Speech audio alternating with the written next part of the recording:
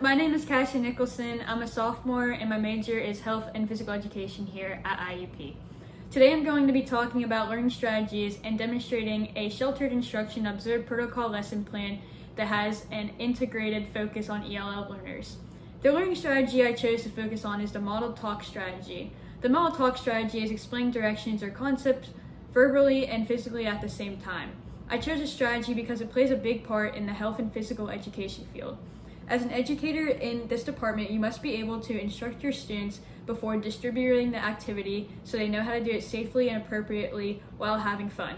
In physical education, modeling is an effective teaching tool that the teacher can use to demonstrate to students how to perform a task correctly with the appropriate form. While modeling is beneficial for all students, it is essentially beneficial for English language learners. Since academic language is frequently the last kind of language that ELLs acquire, modeling can be extremely helpful to them. For them, spoken instructions can be stressful and confusing.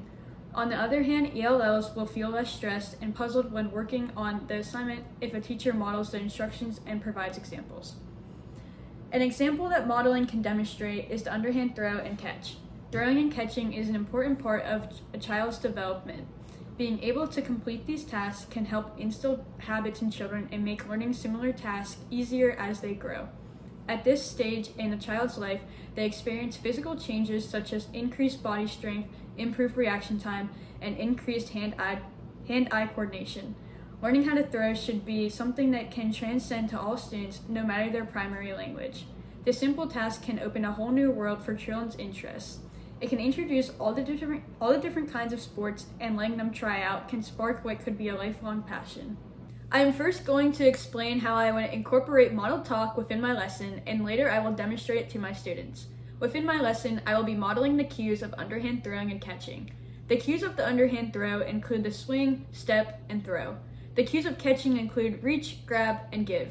I will model each step as I'm talking through them with my students. By modeling these cues, it allows students to physically see what I'm doing, so therefore there won't be confusion when they go to practice these skills themselves. If I didn't model and simply just told them the cues, they wouldn't have any idea of what to do. I will also tell the students to repeat each cue after me. By the whole class saying these words out loud, it allows my ELL students to learn these words in English if they didn't know them already. In my lesson plan, I will have 3 participants. Liz is a student from Quebec, Canada, who is beginning to speak English using short words and sentences. She isn't comfortable enough to take assessments by herself yet. Kenzie is a student from Brazil who has very little knowledge of English and is diagnosed with a hearing impairment.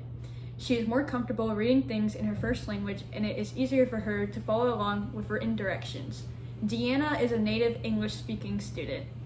Since the model talk strategy includes visual aids, I will use the visual aid I create as a guide for my students to follow along with. Since Kenzie also has a hearing impairment, I will make sure that she is provided with written directions in her first language that she can refer to when needed.